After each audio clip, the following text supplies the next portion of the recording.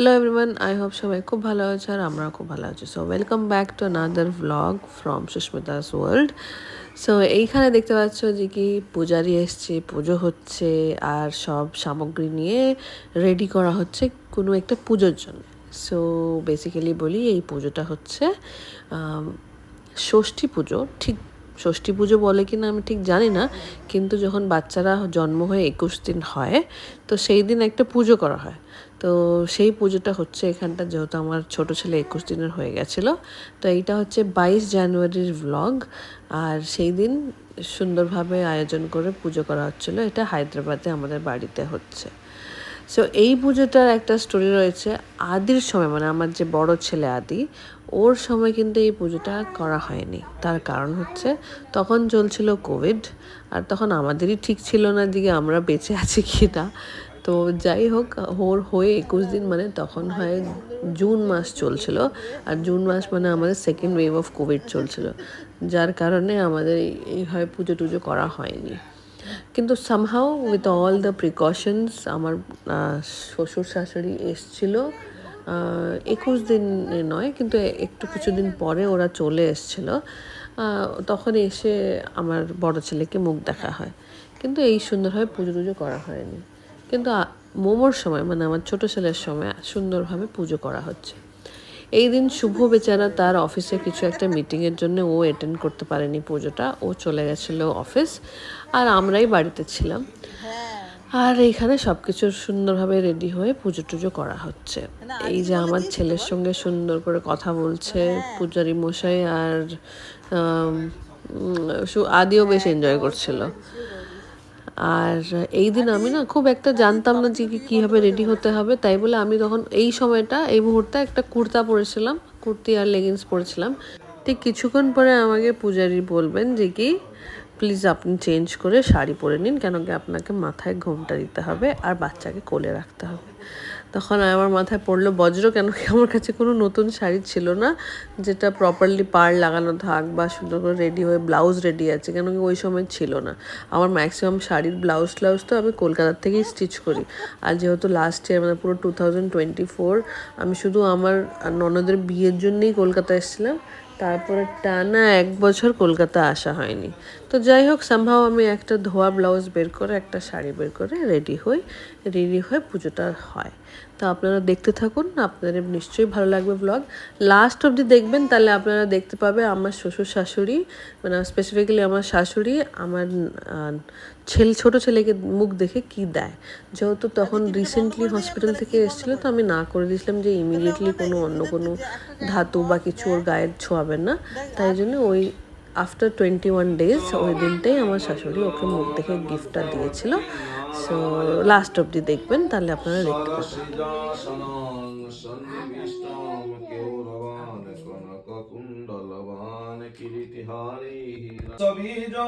নিখিল ভয় হরণ পঞ্চভক্তা ত্রিনেত্রং ওম হোম শিবায় নমঃ পাদং শিবায় নমঃ।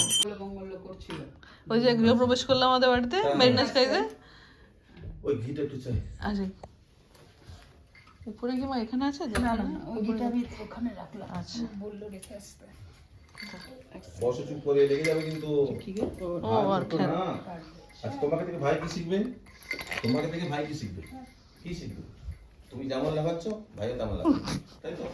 তোমার লাফানো উচিত নয়? তা তোমার তুই লোকা দেখে ভাইও তেমন করবে না? আর 1 বছর পরে দুজন লাফাতে থাকবে 24 ঘন্টা মাথার উপরে। এটা ঘি, তাই লাফাবে না। তোমাকে থেকে ভাইও লাফাবে না, তাই লাফাতে নেই, ঠিক আছে? শুনবে তো নাকি? এটা ঘি। এই ঘি এটা রান্নার ঘি। ঝর্ণা রান্নার ঘি। রান্নার ঘিও আমাদের আছে। আমিও প্লেজে গেছিলাম।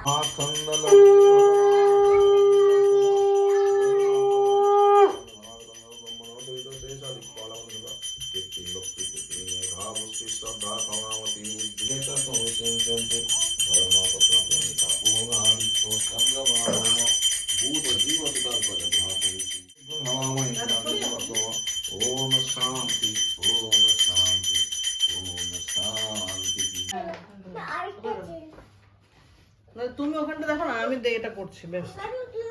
আমার নিয়ে লাভ নেই। ওই যে মা দেখাচ্ছে। আরে আমি এখন দেখতে এত সুন্দর নেই, তুমি বেটা। ঠিক আছে, আদি সরে যা। হ্যাঁ দেখাচ্ছে আদির জন্য অন্য একটা গিফট আছে। দেখাচ্ছে। তুমি পড়ো। ও বোঝে না, তোকে আলাদা দেবে। তুই বস। এটা দেবে দেবে তোকে। বাবু চেনটা লাগানো নেই। এটা দেবে তোকে। দূর, এসটা খোলা আছে, লাগাইনি। এই তো মোমো। মাথার এপার দিয়ে রেখে দেওয়া। না না, গলায় তুমি যখন পড়েছো তখন পড়ো, কিচ্ছু হবে না, 1 সেকেন্ডে পড়ানো হয়ে যাবে। দাও পড়ো, গলিয়ে দাও। মাথার উপর দিয়ে গলিয়ে কার কোথা দিয়ে গলা? এই তো।